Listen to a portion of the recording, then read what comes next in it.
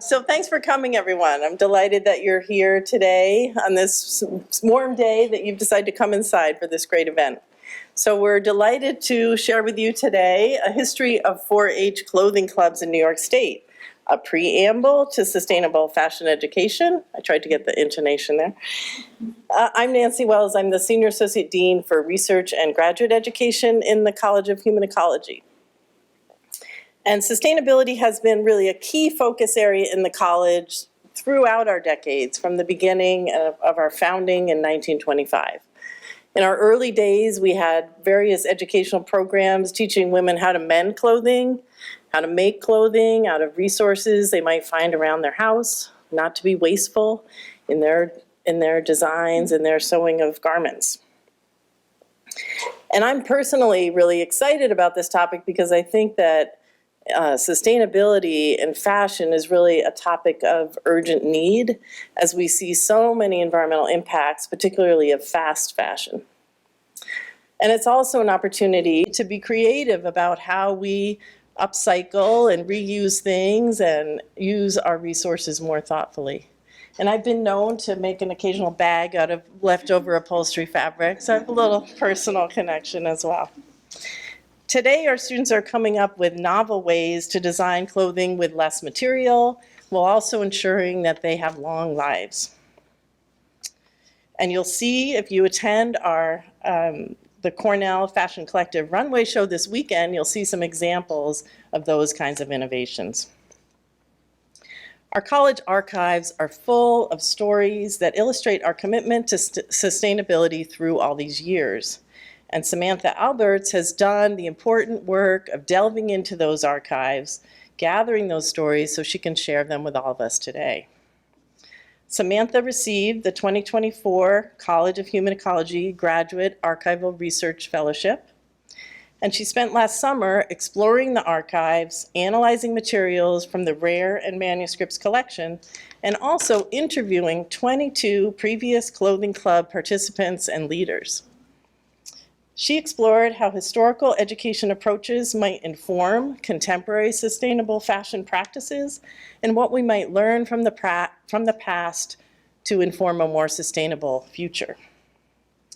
As a first-year PhD student from Herkimer, New York, Samantha is studying fiber science and apparel design here at Cornell in the College of Human Ecology, and she also is a Cornell graduate, having completed her master's degree in apparel design last year.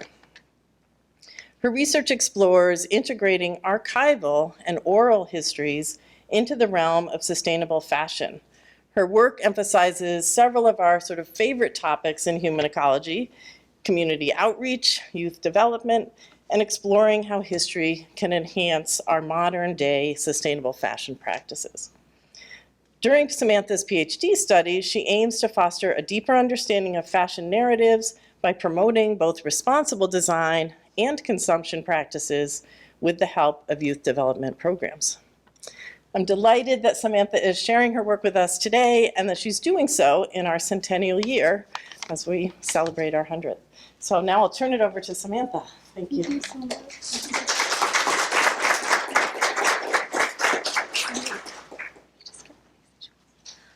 Okay. Hello, everyone. My name is Samantha Alberts, and I welcome you all to the Human Ecology's Graduate Summer Archival Research Fellowship presentation. Today, I will be telling you about the research I have conducted for this fellowship and that helped inform my master's thesis. The title of my work is, like Nancy said, A History of 4-H Clothing Clubs in New York State, a preamble to sustainable fashion education. Thank you all so much for being here today in person or streaming in another location. And I can't wait to show you all of my incredible findings, especially during this special time, during the centennial of the College of Human Ecology.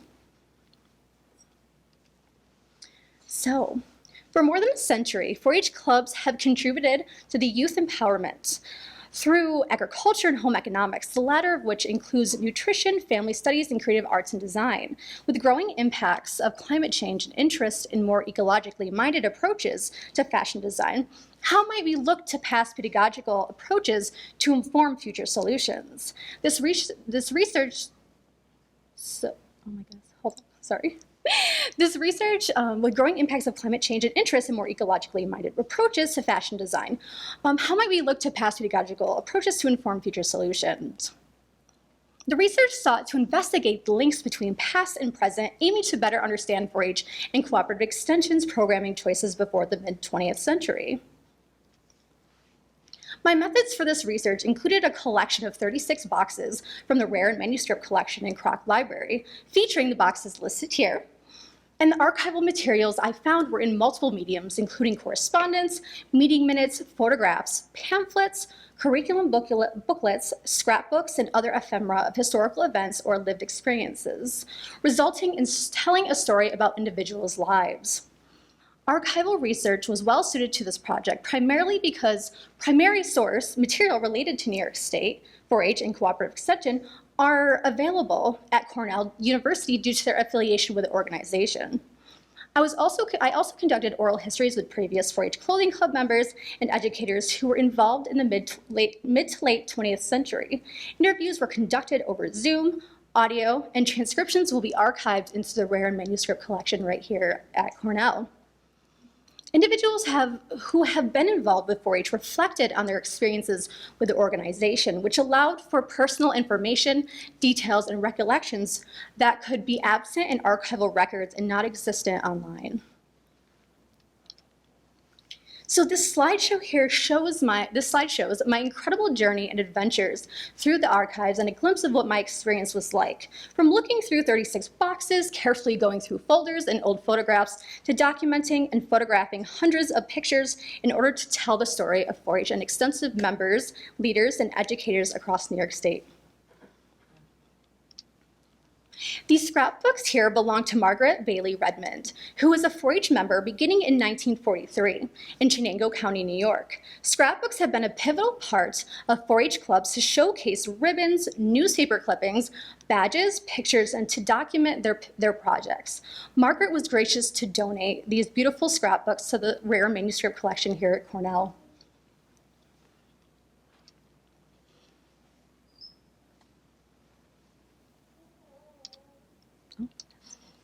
So this next slide shows a collage I put together from some of my favorite pictures and writings in her many scrapbooks. From creating clothing for window displays shown in these pictures here, to writing about how when she was a leader in her Wide Awake Club, they collected buttons and spools of thread to donate to war-stricken citizens of the Holland and the Dutch East Indies during World War II to help mend and repair clothing as there was no new replacements available during this time. So this is a geographical heat map that I made of my interviewees' counties of 4-H involvement. So my participants included 22 members that participated in over 22 different counties across New York State, equating to 1/3 of the state. The median age was 67 years old and the average age of 63.1. Participation years spanning from 1944 to present, which is an 80-year span, as either a member, educator, or a leader. A wide variety of participants across almost every region in New York State, with one of the interviewees being 92 years old, who was a 4-H member and an agent. I will have a few examples of interview statements within the presentation, but they barely touch the surface of the impact that they made on my research. I could have written an entire research paper on just the interviewees and their stories that they told me. So what is sustainability? Sustainability is defined according to the Oxford Dictionary as the ability to be maintained at a specific rate or level. This broad conceptualization encompasses a multitude of domains and themes. However, it is predominantly known for its use pertaining to environmental concerns and behavioral impacts on our planet. Do we want to maintain what we are currently doing, or do we want to change it? In the article, What is Sustainability?, UCLA expands on the concept. They explain that sustainability extends beyond environmental concerns. It encompasses equity, economic stability, and the provision of basic living standards for everyone. Given that this study aims to investigate sustainable practices in fashion, the question is, how does sustainability appear in the fashion industry from a consumer perspective? It involves purchasing practices that minimize environmental impacts and protect garment workers' rights. This idea emphasizes conscious consumption, avoiding excessive buying habits. Sustainable fashion consumption involves responsible decision-making to support brands that prioritize ethical manufacturing. This includes identifying companies that ensure fair wages and safe working conditions for garment workers while utilizing environmentally conscious materials and production processes that avoid harmful dyes and chemicals. What is social sustainability? The brief answer is that social sustainability encompasses the practice of ensuring an equitable and inclusive society and making sure everyone has fair access, opportunities, and quality of life in society. So my findings focus on three primary themes, such as quality, which includes textile material and material education, garment construction, along with clothing care that includes maintenance and proper laundering practices, and lastly, resourcefulness that talks about the mending, recycling, and upcycling of garments. On the other hand, findings also discovered unsustainable practices involved with this programming and counteracting the initial hypothesis. However, the program struggled to stay relevant. Some attempts to modernize actually promoted outdated and wasteful fashion trends and social habits, which wasn't an expected find. These findings are not strictly only from 4-H clothing clubs, but incorporate other Cornell Cooperative Extension educational curricula that would not only benefit youth, but adults as well, such as bulletins that I will show you very soon. This picture here shows of 4-H clothing club members demonstrating at the New York State Fair in 1940. So in addition to developing 4-H curricular programs, Cornell Cooperative Extension established bulletins designed for adults to help solve common problems. For example, this bulletin, titled A Moth-Proof Gas-Tight Closet for the Storage of Clothing and Other Woolens from 1934, Cornell was getting multiple letters from distressed individuals whose woolens were getting holes from moths, asking if they could find an inexpensive but effective way to control them. As they stated in the article, one of the most serious problems a housekeeper has to keep is the storage of winter furs and woolens. They constructed a moth-proof, gas-tight closet for effective garment fumigation, preventing pest damage without gas leakage. The bulletin detailed instructions for building the closet and promoted accessible and economically conscious practices for clothing longevity. The bulletin expands on the very long list of chemicals used in the fumigation process. This bulletin expresses the need and want for proper clothing care and longevity. From almost a century ago, wool is a very important and wide-use fiber, but easily destroyed by moths. Creating this type of closet to help sustain woolens and save people money helped in many ways, such as being less wasteful by not throwing out garments and less consumption. So in this Clothing Connection guide for youth developed by Cornell Cooperative Extension in 1982 provides instruction on clothing maintenance and repair. The guide teaches longevity for clothing in ways such as proper laundering and ironing skills, teaching how to do basic stitches to repair holes or attach buttons and appliques, along with showing how to create a repair kit for organization and for sewing materials. We have on display here today a Jean McLean's hand-woven gray tweed suit from Ireland from 1955. Jean was an author of this leader guide and part of the Extension Department staff, as well as being a beloved and renowned professor in the Department of Textiles and Clothing at Cornell. She was so gracious to donate multiple of her own items to the fashion and textile collection here at Human Ecology. We also have on display here a Pillsbury flower sack dress ensemble and pants, which was donated by Charlotte Jerusik and was created during the early to mid 20th century. It was acquired from a junk shop that was most likely used for theatrical use of some sort.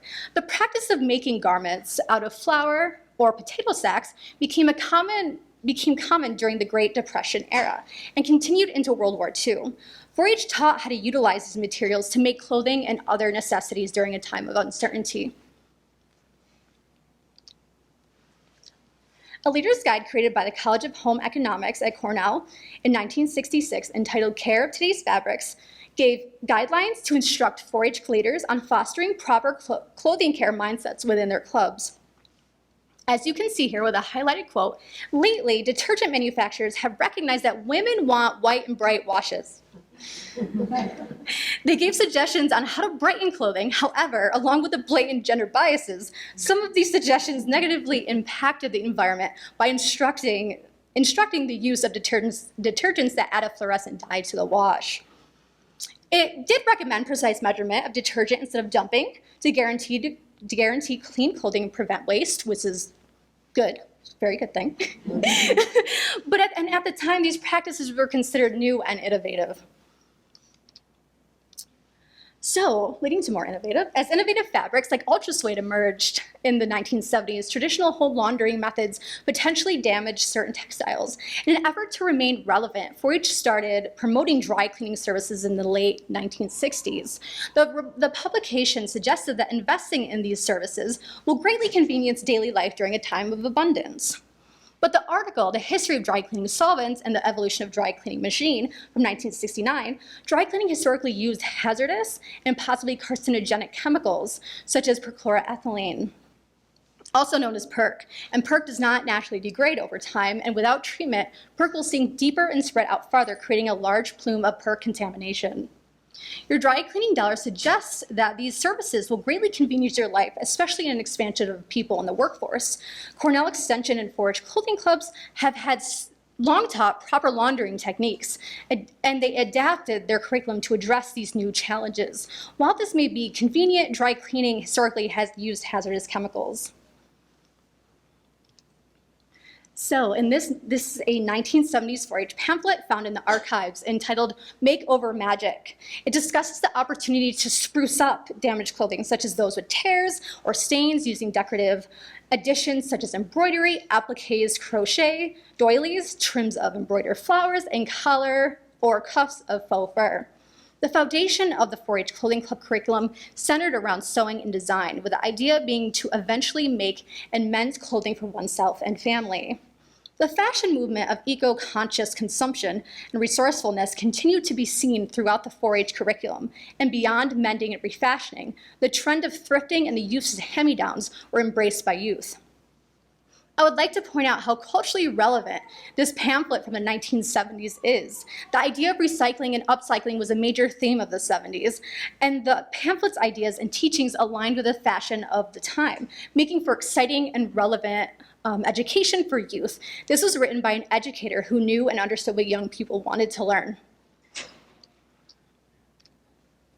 So this 4-H pamphlet, entitled Recycle Your Wardrobe from 1974, teaches the idea of hand-me-downs, secondhand shopping, and remaking garments. This promotes individuality by promoting creativity with members' clothing and design. And the section highlighted here states how restyling can make an outfit truly individual. This empowers youth to express themselves by giving them a voice by saying, "You are the designer." This aligns with the youth of the 70s with the allowance of freedom of expression, the breakaway from previous decades of traditional conservative values. So this pamphlet is the third learner's guide in this set from 1970s titled Restitch and Renew to keep clothes in use. Similarly to the other guides, this one teaches how to maintain longevity with repair through simple hand stitches to extend the wearability of your clothing. The handy hand stitches explains what stitches would work best for each type of repair needed. For example, the back stitch is as strong as machine stitching, used for ripped seams or to strengthen large, weak machine stitching. So, this transcript here of a talk given in 1934 titled Standards for Consumers' Goods by Ruth O'Brien addresses promoting buying and spending money. With this talk delivered during the Great Depression era, they encouraged consumers to start spending their money again, but they believed that there was no point in saving money anymore. This represented a way to help jumpstart the economy. They did incorporate the need for retailers and product developers to be more forthcoming with what their products were and the quality of them. Consumers during this period had fears about buying new things, not only due to the Depression, but because of uncertainty regarding whether purchases would prove to be worth their money. So this guide, titled Textiles and Clothing, Suggested Program for Low Incomes, from the 1980s offers options for 4-H leaders to teach their members how to shop for their families and those wanting to save money. It covers smart approaches to buying clothing without spending too much. The guide recommends visiting outlet stores, secondhand shops, and chain stores. It shows ways to improve appearance by finding better fitting clothes and developing sewing skills for making alterations, adding enhancements, and fixing repairs to extend clothing use. The difference between these two guides are kind of interesting, especially during the times they were created. For the first one, promoting buying during the Great Depression, a time of economic uncertainty, to this guide showing ways to save money and shop less during the 1980s, which was said to be a time of materialism and consumerism. Okay. So the post-World War II era brought great economic prosperity into America, starting the return of traditional gender roles. With women resuming their roles as housewives, the pamphlet, A Man's Shirt is a Woman's Problem, was part of a series to educate women and girls to learn how to keep men's shirts laundered, starched, and ironed and ready for work. The pamphlet spoke on a fashion trend known as the Arrow Man, which was created by a housewife who cut her husband's collar off to create a removable collar, resulting in an unhappy husband, but then an ingenious idea that gained much talk in which she received no credit, but her husband did. This kind of literature reflects the larger de facto gender division in cooperative extension services and 4-H clubs, specifically with girls participating in home economics and boys in agriculture. Former 4-H member Edie, active in the late 1960s, confirmed these gender role teachings during her interview. When questioned about the skills she acquired, her response offered insight into the persistence of the gender-specific expectations. As she stated, what I'm familiar with, it was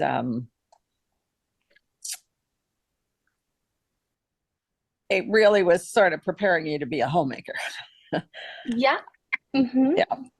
So it's got a long way to, lots of areas to improve, I would think. Yeah. Making Shirts for the Men of the Family is a 1957 extension guide that helps housewives decide whether they should make shirts for their husbands and sons. The bulletin encourages women to consider if they have the necessary skills, enough time to sew without neglecting other household responsibilities, and whether buying ready-made shirts might be better in some cases to ensure their men look well-dressed and remain satisfied. Okay, so this pamphlet entitled Clothing's Modern Meanings was created in 1960 by Extension Services to be given to 4-H members. The guide's intentions are good as they try to promote a bit of individuality through clothing and how to express your personality with what you wear. As the pamphlet states, the way you dress is a part of your expression of values. Much of the advice prioritizes attractiveness to potential husbands, aligning with societal expectations of marriage. This lovely poem, written on the cover, taken from Women's Wear Daily, titled What is a Dress? From 1960 states, a dress is an extension of the woman who wears it, the appreciation of the man who sees her in it, the creative expression of those who make it. For the woman who wears it, a dress is a status symbol, a social commentary, an emotional facade, a self-revelation, a pride of individuality, a proof of taste and yearning. For the man who sees her in it, a dress is an embellishment, a pitfall, an ambush, a subtlety, a mirage, camouflage, persiflage, and intoxication. This excerpt shows the contrast of over-misogynistic portrayal of women's perspectives on dresses with a man's perception, enhancing gender biases. What women view dresses as a status symbol, an emotional expression, and beauty, while men are depicted as seeing them as deceptive, a mockery, and an attack. This deeply offensive statement given to young girls potentially instills a sense of shame about their self-expression, feelings of disempowerment, and reinforces harmful gender stereotypes. These teachings of harmful stereotypes exemplify socially unstable practices that cooperative extensions sometimes taught to their members during this time period. So participants explained how 4-H education has influenced them throughout their adult lives, helping to fill the research gap of how 4-H participation affects youth into adulthood. The Cornell Cooperative Extension archives provide evidence of the importance of these clubs, historically, for developmental purposes throughout youth, and in addition to confirming the youth impacts from the oral history interviews. When asked if she still uses these skills today, Jean from Cayuga County stated, "Still use these skills." Oh yeah. I'm a quilter now, so Awesome. I definitely use the sewing skills.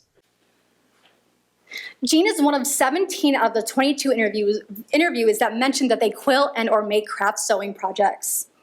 And Colleen from Essex County shared with Everything me. in my life I've learned, my gardening, my flowers, everything I do, I've learned from 4-H. Everything. Yeah. And Colleen also went on to explain to me the multi-generational connection that she has. So when she was in 4-H, she loved it so much, and it was such a big part of her life that she had her daughter in 4-H, and now she has her granddaughter, and she is that was 11 out of 22 members enrolled. There are children in 4-H, and 4 of the 11 that their grandchildren are currently in as clover buds.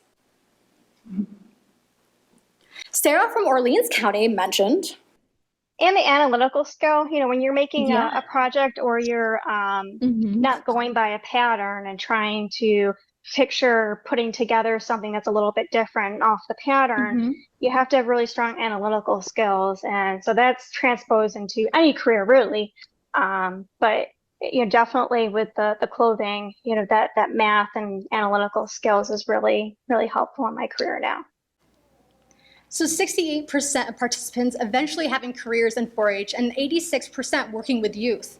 These findings monumentally contribute to the need for more research and known findings about youth development programs and influence. These findings are significant as oral history interviews need to be documented with previous 4-H members who are well into adulthood. The participants interviewed ranged in age from 31 to 92 and a half years old.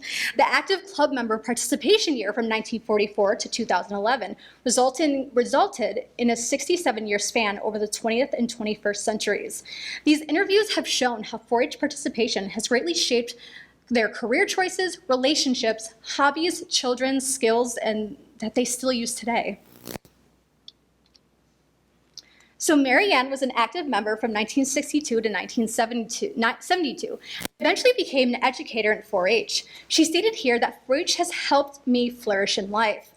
Now, one really cool coincidence is that I found this picture during the archival phase of my research. I came across a bunch of members and educators' testimonies and how they felt 4-H benefited them.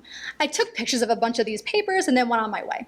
2 months later, I was conducting oral history interviews, and I interviewed Mary Ann. And it wasn't until a few weeks later that I found this picture of her statement from over a decade ago. It was full circle to have not only this picture of her ideas and on how 4-H, but for them to match and confirm these feelings during her interview without even meaning to. And here she states, "Oh, when I was in 4-H, I learned all of the basics of operating a sewing machine, working with patterns, working with different types of fabrics. I think it was either then or soon after. No, wait a minute. I don't remember exactly when, but I did a project in textiles, and that I really enjoyed. In college, I loved my textiles class. And then fashion design, I didn't do a lot with fashion design. I'm not that artistic, but I can follow a pattern extremely well.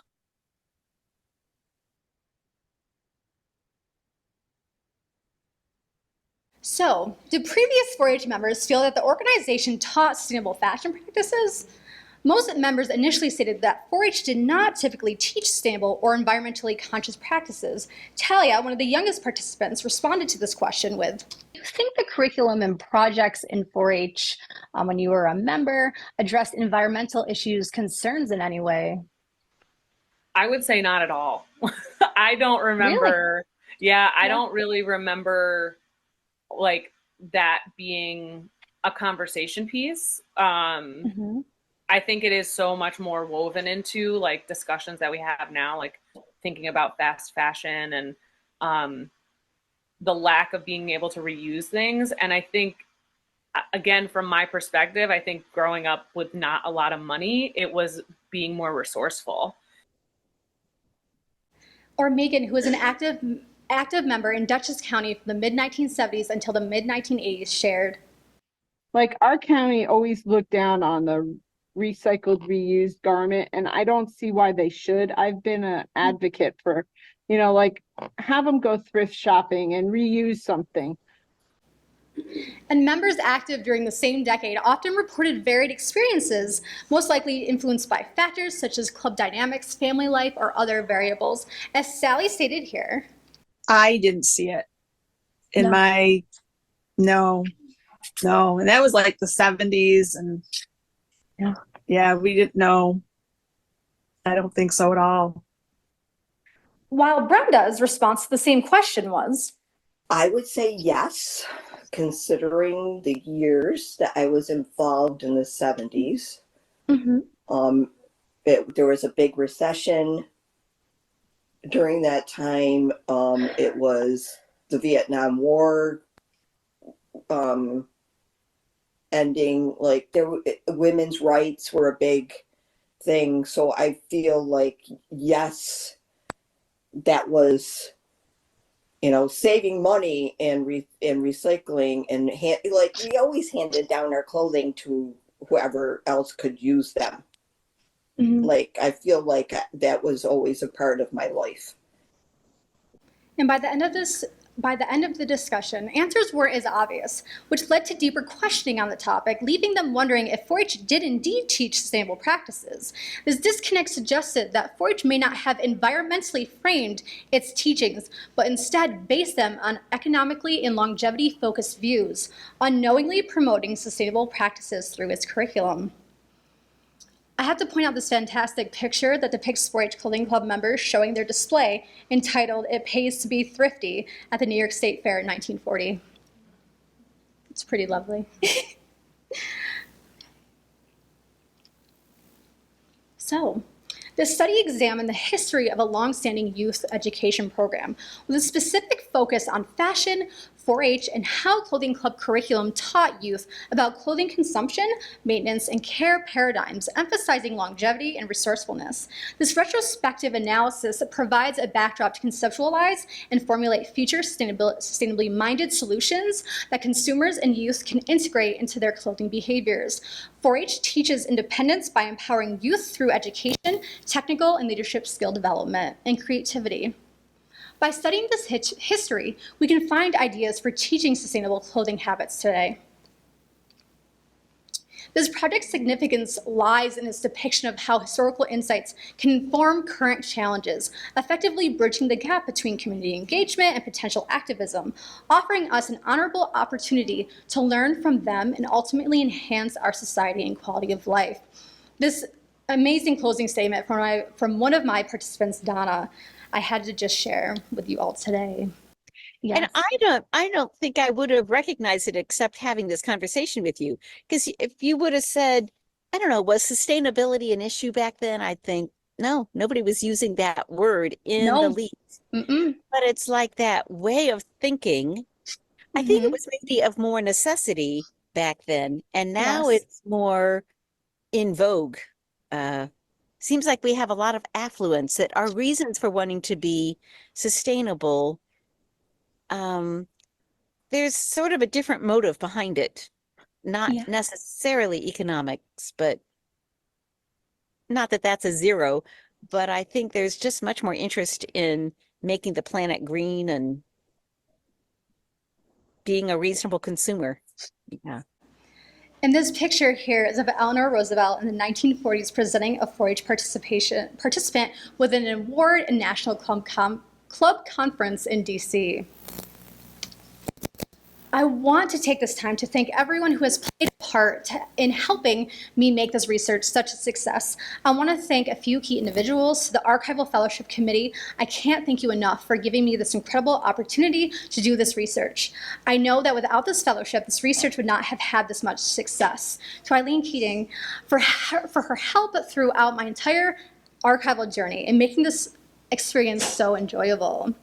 To my incredible advisor, Denise Green, who has supported me in every step of the way. process. And last, but certainly not least, I want to thank my oral history participants who took part in this research. Because of your stories, the legacy and impacts of 4-H will live on. You will all forever have a special place in my heart. Thank you.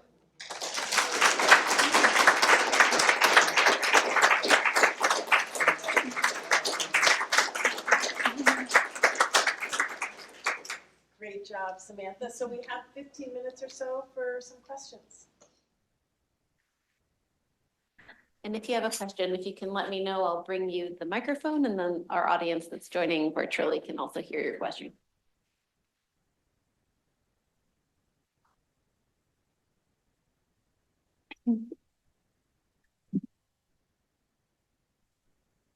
So I'll ask, going into your PhD program, what inspired you to choose this topic, and did you have a clear idea that this is what you wanted to study through your program?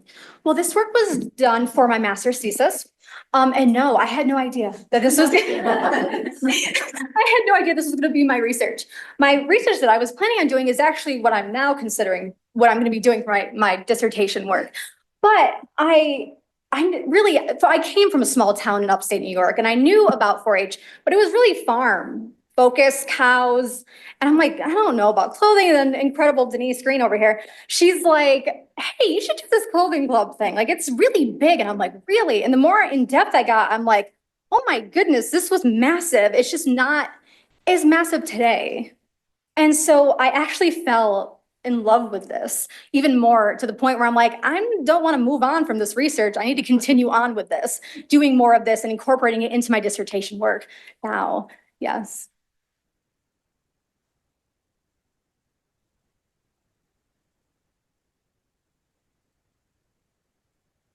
Sorry.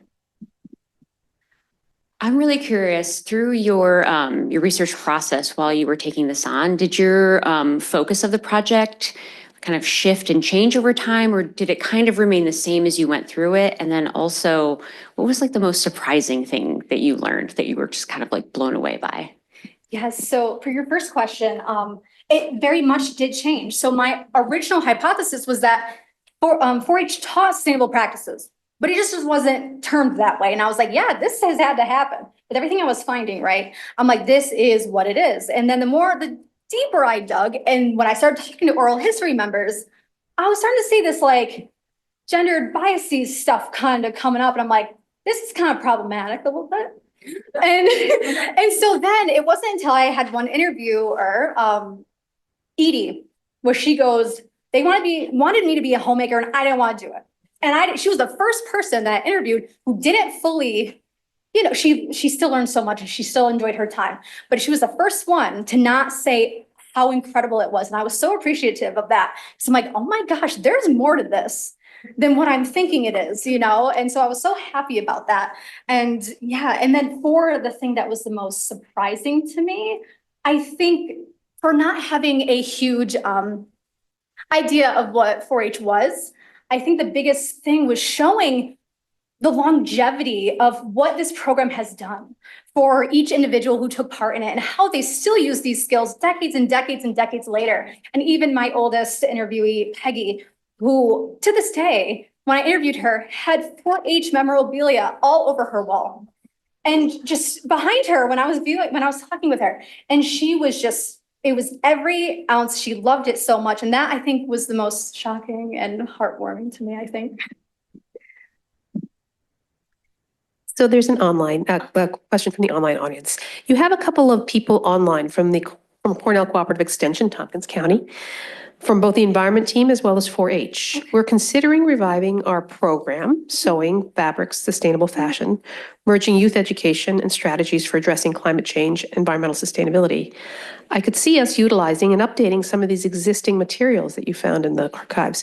Perhaps we can enlist your help in developing, there we go, and there's the kicker. Perhaps we can enlist your help in developing some educational materials. Yes, absolutely. Yes, and I already have a bunch of ideas. Yeah.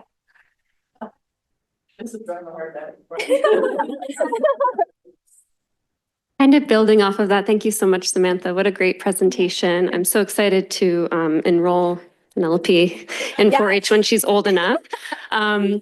But to that end, it seems like there was a big heyday in the 70s, and you showed us some examples from the archives that really would have resonated with youth at that time, that the curricula was in line with what was kind of fashionable, the making men, the bell bottoms with patches and et cetera.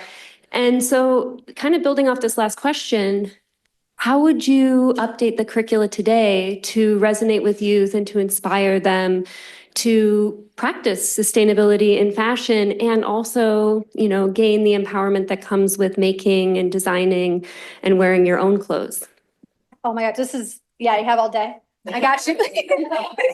Okay, so I have many ideas of what I think that should happen. I think a lot of things is, especially right now, it's so expensive to make your own clothing. It's so expensive. And also, like, there's no fabric stores anymore. Like, where do we go and buy fabric? And the fabric is so expensive. So my thinking is to really go to secondhand. What can we reuse of our own garments that we currently have that we can remake, that we can do things like that to restyle our things and upcycle? And going to secondhand stores and seeing what they have to remake and to design new things. I think it's difficult right now with the pricing of everything. And so trying to be creative while still using that. My original idea for my dissertation is I would like to bring a curriculum that's more updated to my my small town in Herkimer, New York, and to the youth there. As I would have loved something like this to be there when I was in high school. And I think, and I already talked to Talia, who I mentioned here, she's one of the teachers there. And she's like, you can have my students, you can have them, come talk to them. They would love this. And so talking with students and putting them first and having them help me design this curriculum, not what I think they're gonna like, but what they actually will like. You know, and really saying, what are you interested in? What do you want to know? What do you want to learn how to do? And we'll do some other things that like sewing on buttons and things like that. But really, I think putting it in their hands is the biggest, most important part for that empowerment and feeling like their voice matters in a world where sometimes it's hard, especially during their youth time. Yeah.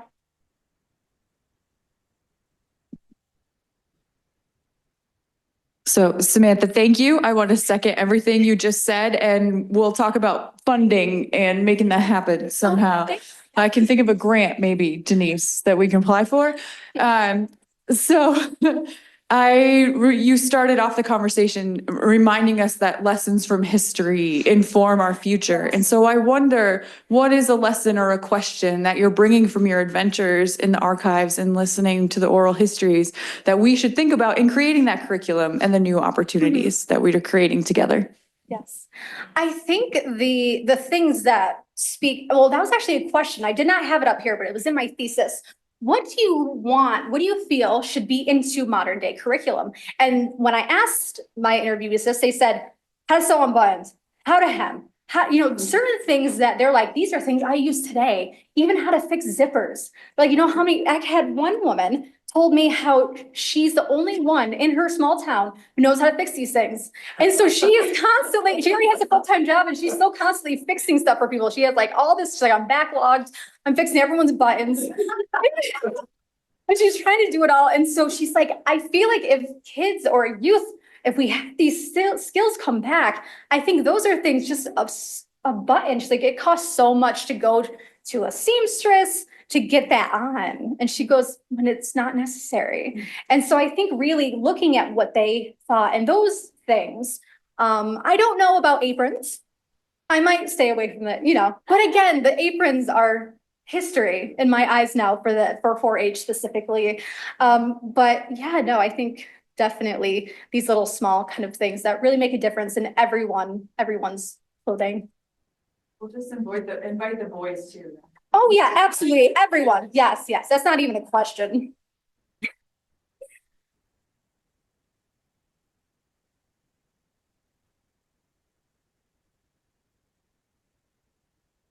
Thank you, Samantha. It's not really a question, but I think there are probably people listening, graduate students thinking about the fellowship. Can you talk a little bit about that journey in the archives? I mean, did you have experience before this? No, I didn't. Okay. Okay, so just if you could talk a little bit about that. Yes. So no, I did not have any experience. I actually was only, it was only my second semester here at Cornell. And I've only been to that library like once or twice. And then if it wasn't for Denise, who's in the archives all the time, she's always there. So she kind of taught me the ways, through that. And so with you, Eileen, you helped me so much and learning how to do that. And it's so interesting and so cool. I would always tell people, it's kind of like I'm going underground into this area to like try and research it's really fun. It's really great. And I think anyone who is would want to apply, it's a great opportunity to really look and see what the history has taught us, if that's good, if it's not so good, and revamping and learning about that and how we can inform current work or write books or whatever that may be. And I think the experience alone, at the end, I was kind of overwhelmed because I was going so often to try and get this stuff done. Now I'm like, oh my gosh, I miss the archives all the time. I want to go back. I need to go back in there. I 100% recommend everything. And every single person who works in the archives is fantastic and will help you with every step of the way. And it really is fantastic. Yeah. So I think I have two questions for you.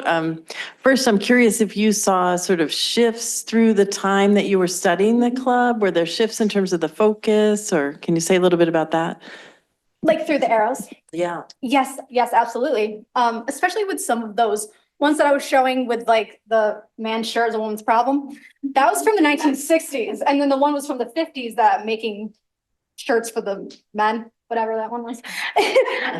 Yes, those were from the 60s. Yeah. And it wasn't even fully a decade later that we were showing those ones that was all about youth empowerment and how to express yourselves. And yeah, it was definitely interesting. And then it kind of like, I didn't go fully in depth within the 80s, a little bit, a few things. And that was more kind of secondhand too.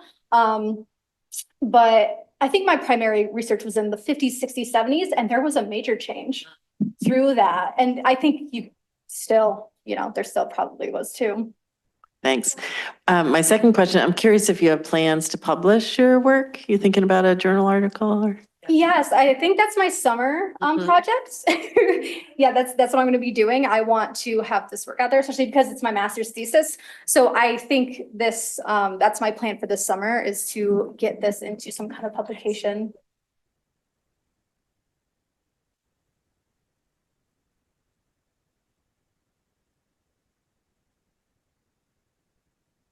Thank you so much for presenting. I just wanted to ask, I'm very curious, what is a big challenge that you faced during your research and how did you overcome it? Big challenge. My mom just said it, time, actually. Yeah, I was trying to think because it wasn't really that challenging. It was actually pretty great. It was time. I had a very short time based. I actually fast tracked my master's and I had to finish by August 1st and I started in the archives in March. So it was very fast paced. So that was a big thing. I think another challenge was really, I had so much data. I accumulated so much data that I haven't even gone through half of it yet. And so that is probably another challenge, was trying to weed through what do I need, what do I don't need. And I want to showcase these other things too, but I can't yet. So that's why I'm using this for my dissertation work as well, because these stories have to be told. I have to showcase these individuals who told me all these incredible stories and things like that. But yeah, time and allotment of data. Yes. Okay. Yes. They're good ones. Yeah, so first of all, apropos the most recent one, you can publish with the Journal of Extension. Was one recommendation given. The other one is, I was just having this conversation, I think it was an earlier conversation, with 4-H educators about the need for updating our evaluation of fashion and clothing at the New York State Fair. So that's an interesting point. And then this one, that was great. Thank you so much. Stephanie Moorhead, club leader, so much fun, Sewing Club, Putnam County, New York. Thank you.